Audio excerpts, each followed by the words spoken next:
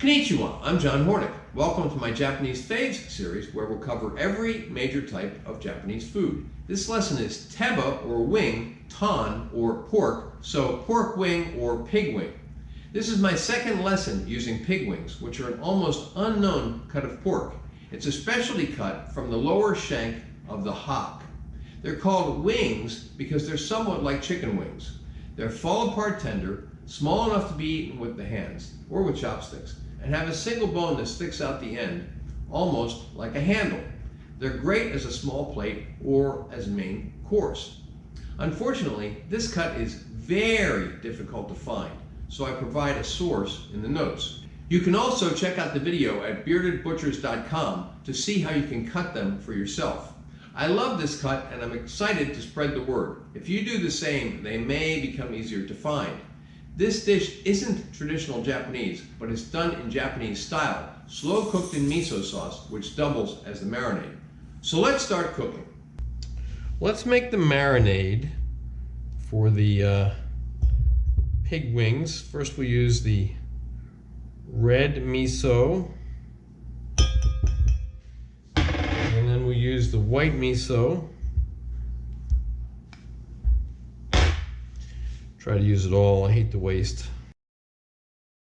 Then we'll add a tablespoon of sesame oil. Actually, the amounts are all in the notes.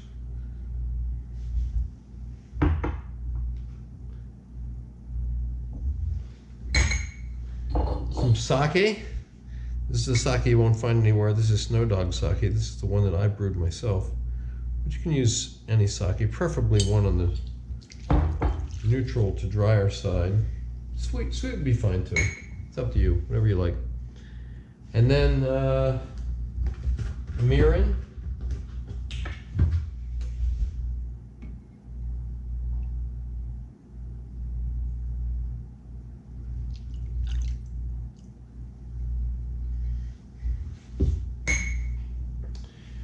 And the togarashi.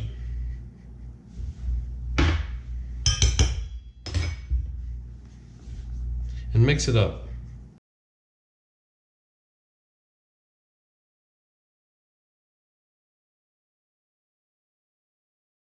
All right, now I've placed the pig wings in this bag, which we're going to use for marinating. Here's the last one that I haven't put in yet. And we're just going to put these down into the bag, and then we're going to add the marinade. All right, let's add the marinade to the bag. Okay, now we're going to take it off of the bag filler. You don't have to use the bag filler, of course, if you don't have one, but the Jokari bag filler is a great invention. Whoever invented it should get the Nobel Prize for bag filling. We're going to squeeze the air out of the bag. And then we're going to try to massage the pig wings around inside the bag so they get covered with the marinade. And then we're just going to put the pork into this pan. Why? In case the bag leaks, all right? And then we're going to turn this. This is going to marinate overnight, okay, ideally. Minimum 2 hours, but ideally overnight. And I'm just going to turn it every few hours until we're ready to cook. Into their fridge.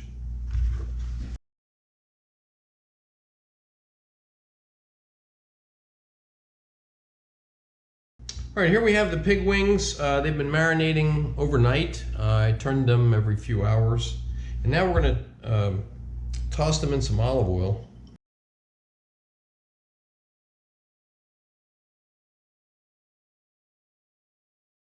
Okay, I've arranged the pig wings in this Dutch oven. Now we're going to scatter the onions over the top.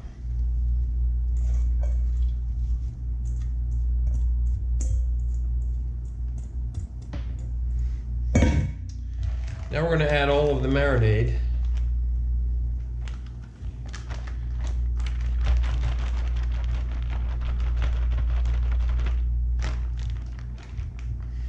Toss the onions a little bit in that marinade.